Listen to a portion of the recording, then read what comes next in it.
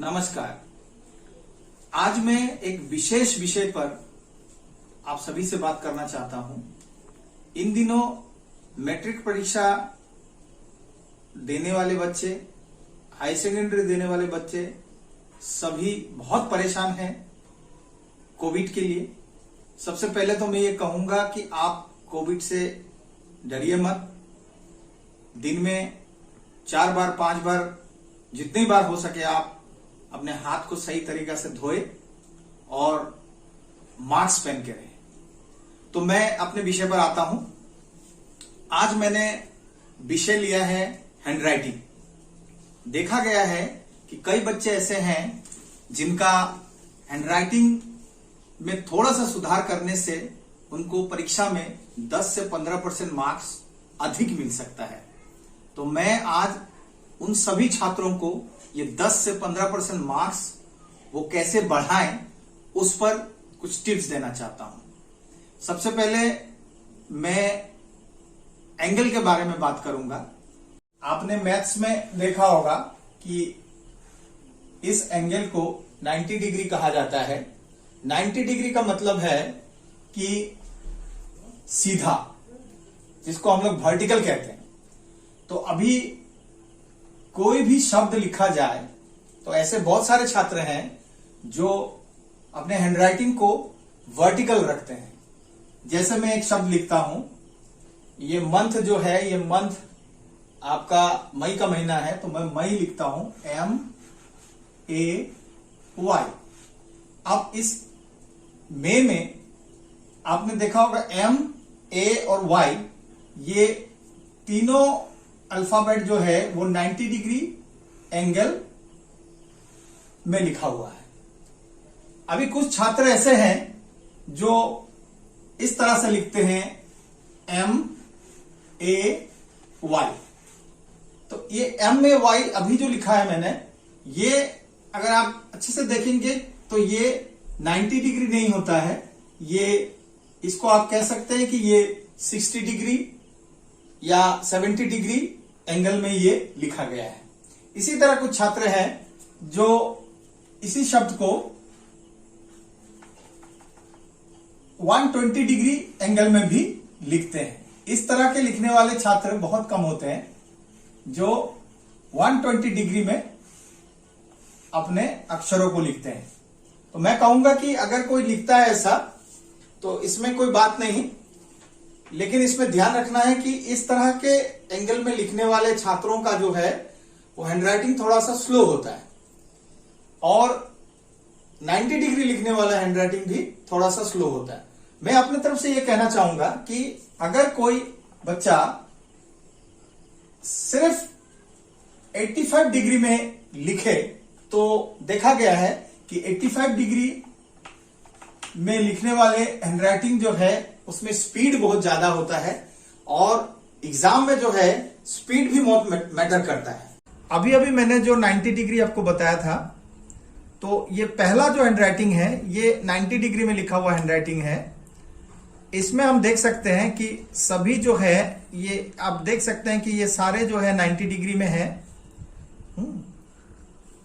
और ये दूसरा जो लाइन लिखा हुआ है, ये लाइन जो है आपका 60 to 70 डिग्री एंगल में लिखा हुआ है, जिसको अगर हम लिखें तो मेरे हिसाब से इसमें हैंडराइटिंग सबसे तेज लिखा जा सकता है। और ये तीसरा हैंडराइटिंग जो है, ये हैंडराइटिंग आपका 120 डिग्री में लिखा हुआ है। इस तरह के लिखने वाले छात्र बहुत कम होते हैं। ये हैंडराइटिंग भी बुरा नहीं है।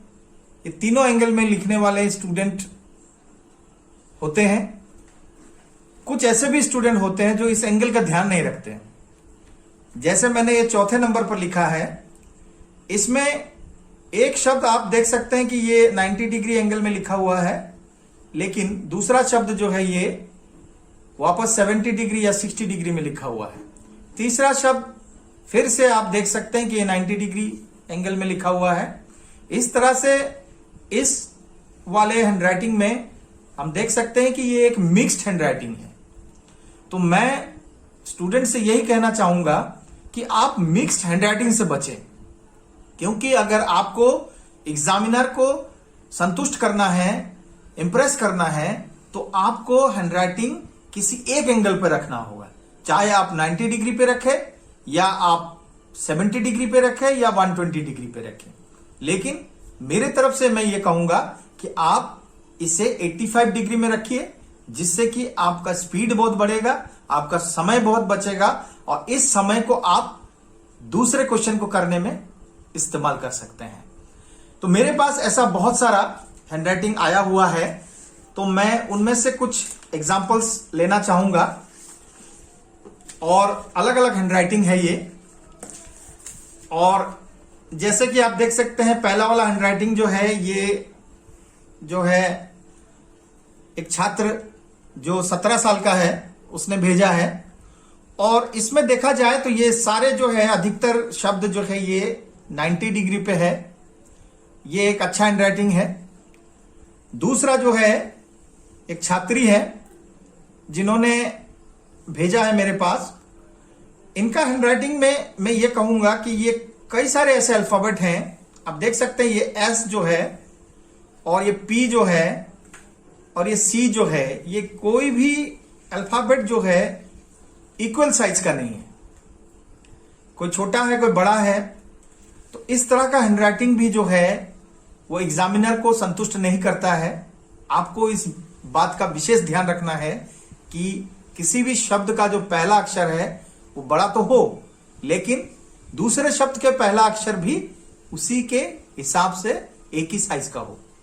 अगर आप कोशिश करेंगे तो आपका हैंडराइटिंग सुधरेगा।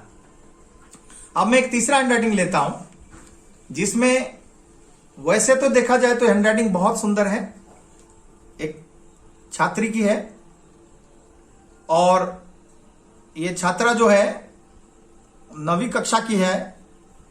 तो इस हैंडराइटिंग में आप देख सकते हैं कि कई ऐसे अल्फाबेट लिखे हुए हैं जो बहुत छोटे अक्षर हैं। जैसे मैंने आई जो है ये बहुत छोटा है, तो इस तरह से ना लिखे, आप हर एक अल्फाबेट पर ध्यान दें और उसके साइज पर भी ध्यान दें। और ये चौथा जो है एक हैंडराइटिंग है, ये जरूरत से ज्यादा छोटा है। ये आप वैसे तो लिख सकते हैं, कोई मुश्किल नहीं है, लेकिन एग्जाम के लिए ज्यादा सही नहीं है, क्योंकि एग्जाम का लिखावट जो है इससे थोड़ा सा साइज में अगर बड़ा हो तो एग्जामिनर को आसान रहता है और इससे आपको मार्क्स अधिक मिल सकता है। अब मैं अपने नेक्स्ट एपिसोड में कुछ इस तरह के हैंडराइटिंग को लूंगा और कुछ ऐसी बातों को लूंगा जिन बातों को लेने के बाद उन हैंडराइटिंग से यह भी पता लगाया जा सकता है कि आप अपने किस मित्र को विशेष स्थान देंगे, यानी बेस्ट फ्रेंड बनाएंगे।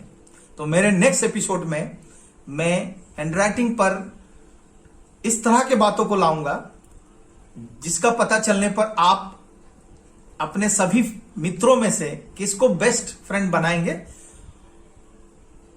उसका निर्धारण कर पाएंगे। तो आज मैं यहीं समाप्त करूंगा। नमस्कार।